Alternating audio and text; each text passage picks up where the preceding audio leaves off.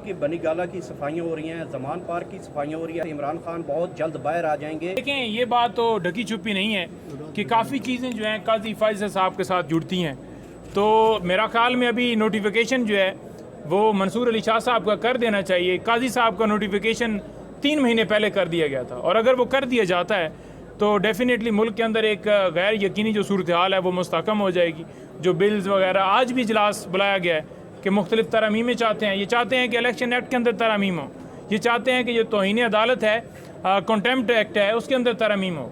और वो क्यों चाहते हैं? क्योंकि ये चाहते हैं कि मरीम जो है वो खुल के अदलिया के ऊपर अटैक करे। पिछले दिनों भी उसने धमकी दी है और उसने कहा है कि आईनी हाथों से लिया जाएगा, यानी तुम्हारी मर्जी के मुताबिक फ़ैसले हों तो वो ठीक है, और अगर आइन के मुताबिक फ़ैसले हों तो वो गलत है।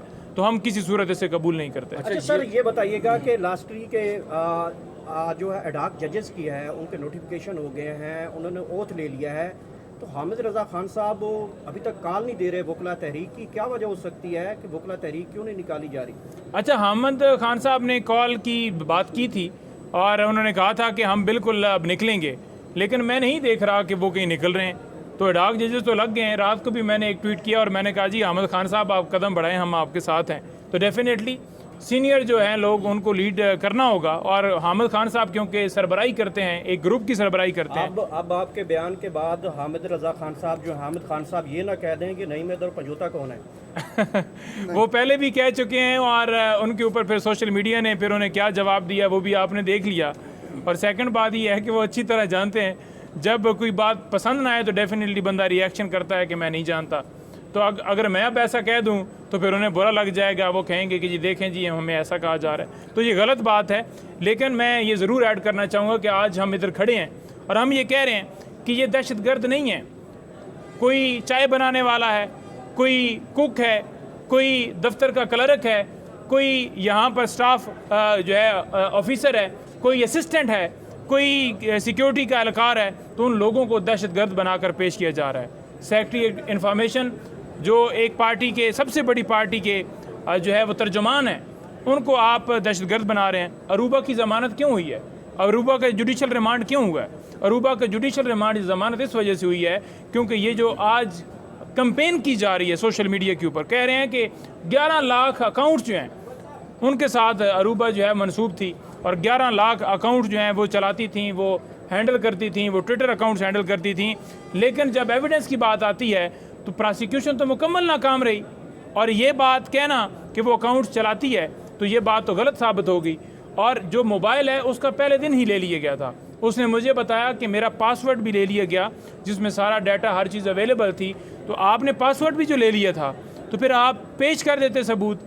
आज उन्होंने एक मीडिया सेल जो है बनाया हुआ है नून लीग ने, और वो चाहते हैं कि जनाब हमारे खिलाफ कंपेन करें स्टार्ट, हमें दहशतगर्द डिजिटल दहशतगर्द बना रहे हैं। यानी जो बंदा बात करेगा आपके चोरी डाके आपके लूटने के ऊपर, उसको आप दहशतगर्द बनाएंगे।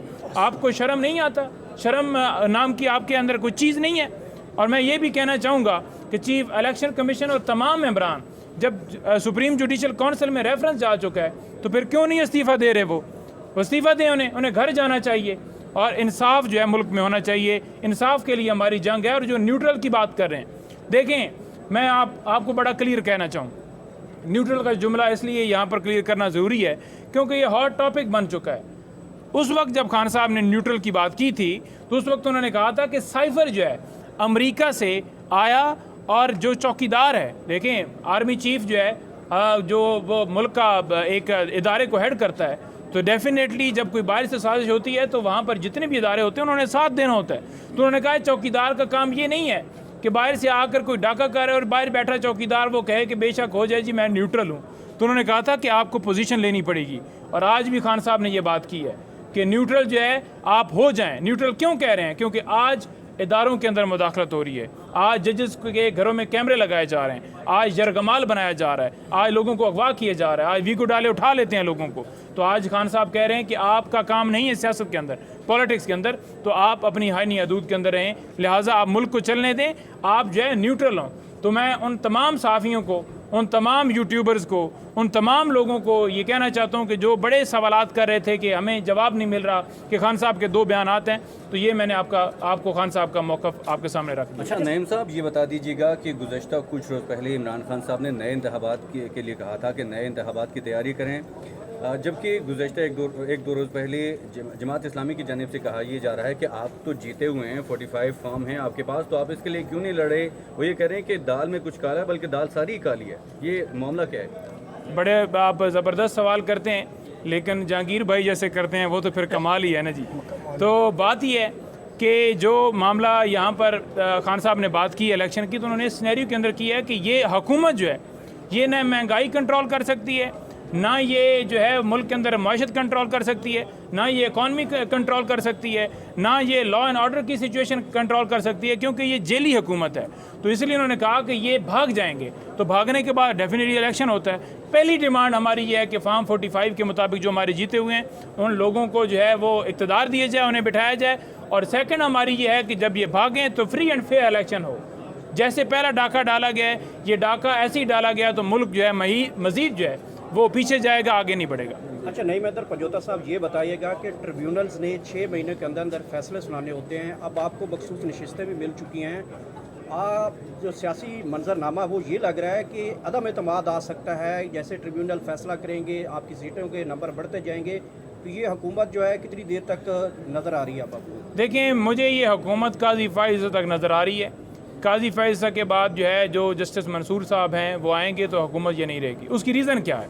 उसकी रीज़न ये है कि जब किसी इदारे का सरबराह, मतलब अदलिया का सरबराह कौन है, अदलिया का बाप कौन है, वो काजी फ़ाइज़ है जो चीफ़ जस्टिस ऑफ पाकिस्तान है। वहाँ पर काजी हों या मंसूर हों कोई मैटर नहीं करता, लेकिन अगर उस सीट के ऊपर बैठा हुआ कोई जज जो है इंसाफ नहीं देगा तो डेफिनेटली मुल्क के अंदर वो नीचे तक ये मामला चलेगा।